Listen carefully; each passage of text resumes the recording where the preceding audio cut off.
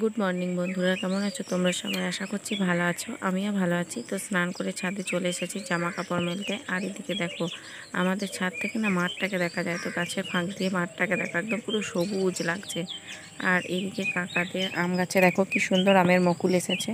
তো আমের মুকুল থেকে আমের কুড়িও দাঁড়িয়ে গেছে, কিন্তু এবছর আমাদের আম গাছগুলোতে না আমের ফলনটা একটু কম। কাঁঠাল গাছেও তেমন কাঁঠাল নেই, তো কী আর করা যাবে। আর এদিকে দেখো, তোমাদের দাদা ভাই আর বাবা পুকুর থেকে মাছ ধরে এনেছে জাল দিয়ে, তো সেইগুলোই এখন বাছাবাছি চলছে। তো তোমাদের দাদা ভাই বসেছিল, ওদিকে মা বসেছে, ওদিকে অর্ক কটা গোগুলি পেয়েছে সেটাকে নিয়ে খেলা করছে। তো আমি আবার বসে বললাম ছাই নিয়ে বাঁচতে, কারণ আমি আবার ছাই ছাড়া বাঁচতে পারি না।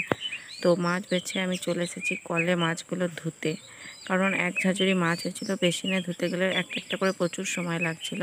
তার জন্য কলতলাতে চলে এসেছি। আর যেহেতু ছাই দিয়ে বাছা হয়েছিল, তো মাছগুলোতে প্রচুর নোংরাও লেগেছিলো, তার জন্য একটা একটা করে ধুতে হচ্ছিলো। ওই জন্য মা বললো যে কলতলাতে নিয়ে গিয়ে ধুয়ে নাও, ওই জন্য কলতলাতে নিয়ে চলে এসেছি। এখন মাছগুলোকে ধুয়ে নিচ্ছি। তো মাছ ধুয়ে চলে এসেছি, মাছের জন্য বানাবো মাছের ঝোল আর মাছের টক, আর মাছের তেল ভাজা করবো একটু। তো তার জন্য মাছটাকে ভেজে নিচ্ছি, নুন হলুদ মাখিয়ে রেখেছি। এদিকে কড়াই তেলও গরম হয়ে গেছে, ওদিকে ঝোল বানাবো, তার জন্য আলুটা সিদ্ধ করতে দিয়েছি। আর এদিকে দেখো, আমি কড়াইয়ের মধ্যে 3টে মাছ দিয়েছি, কারণ আমি না সবসময় আর কি অল্প তেলে রান্না করতে পারি না, বেশি বেশি তেলে আমাদের রান্না। তো আমি ভাবছিলাম যে মাছগুলো একটু কম তেলে ভাজবো, তার জন্য অল্প অল্প করে মাছ দিচ্ছি আর অল্প তেল দিয়েছি, কিন্তু ভাজাই হচ্ছিল না। আর এইদিকে দেখো, মাছগুলো আমি সব ভেজেও নিয়েছি, বেশি মাছ ভাজেনি, ঝোলে দেওয়ার জন্য 9-10 পিস মতো ভেজেছি, আর বাকিটা রেখে দেওয়া হয়েছে। আর এদিকে মা মশলা করে দিয়েছিল, তো মাছের ঝোলের জন্য এখন মশলা কষানো চলছে। তো মশলার কালারটা কত সুন্দর এসেছে দেখো। আর এদিকে দেখো কাঁচা মাছের মাথা, ওই মাথাগুলো টক হবে। তো মশলাটা আমার কষানো হয়ে গেছে, এবার আলু দিয়ে একটু জল দিয়ে দিলাম। তো মশলাটা আমার ভালোভাবে কষানো হয়ে গেছে, এবার আমি জল দিয়ে দেবো পরিমাণ মতো। তো এই দেখো, মাছের ঝোলটা আমার ফুটতে শুরু করেছে, আর একদম রেডিও হয়ে গেছে আমার মাছের ঝোল।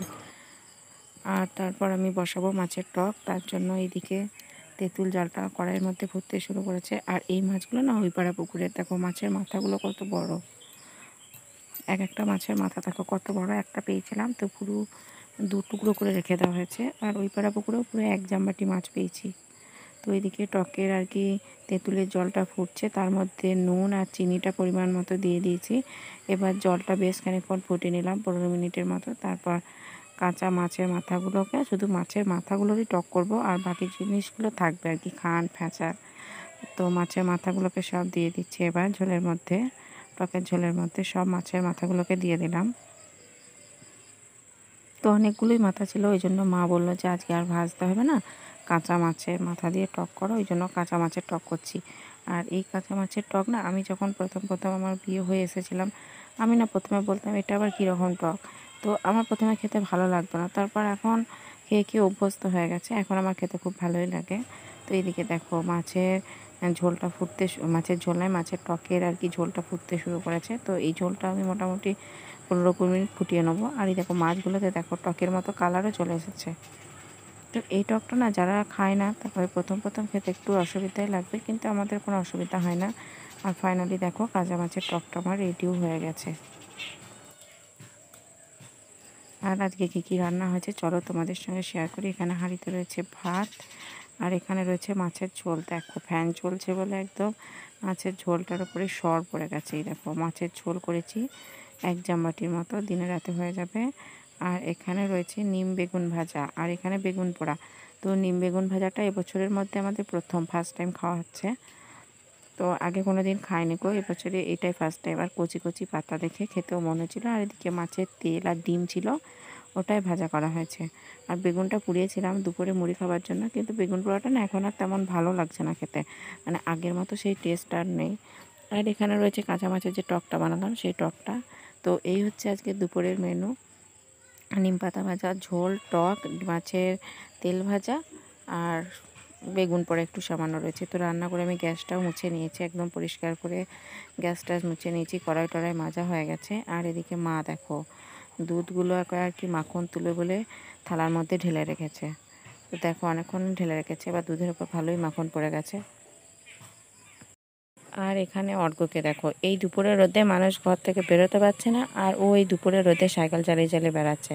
তো বারণ করলাম সাইকেল নিয়ে বার হোস না, কিন্তু শুনছেই না। সাইকেল যখন যেদিন থেকে এনেছে আর কি, সেদিন থেকে আর কি স্কুল থেকে বাড়ি এসেই ওর প্রথম কাজ হচ্ছে খাওয়া দাওয়া বাদ দিয়ে সাইকেল নিয়ে বেরোনো। তো বদমাইশ করে এত, তো বকে ঝোঁকে আর কি মুড়িটা খাইয়ে দিলাম, তারপর দেখো ঠিক সাইকেল নিয়ে বেরিয়ে পড়েছে।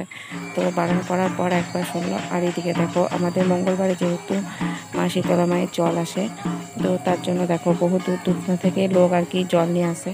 তো সেটাই আজকে মঙ্গলবার, তো আমাদের গ্রামে জল নিয়ে আসছে সবাই। দেখো কত লোক, দেখো প্রচুর লোকজন আসে, আর মেলাও বসে। তো দেখি আমারও ইচ্ছা আছে যাব, তো এখন যাব না, একটু পরের দিকে যাব। আর এই মেলাটা না মানে সকাল এই 11টা-12টা থেকে শুরু হয়, বিকেল 4টে-5টা পর্যন্ত থাকে। তো বহু গ্রাম থেকে মানুষ আসে এই মেলাতে। দেখো প্রচুর ছেলে মেয়ে, বাচ্চা কোলে নিয়েও, ছোটো ছোটো বাচ্চা কোলে নিয়েও সবাই আসছে, টোটোতে করে, তারপর ভটভটি ভ্যানে করে, যে যেমন করে পাচ্ছে চলে আসছে। জল চলে গেল, তারপর এসেছে একটা অন্য গ্রামে।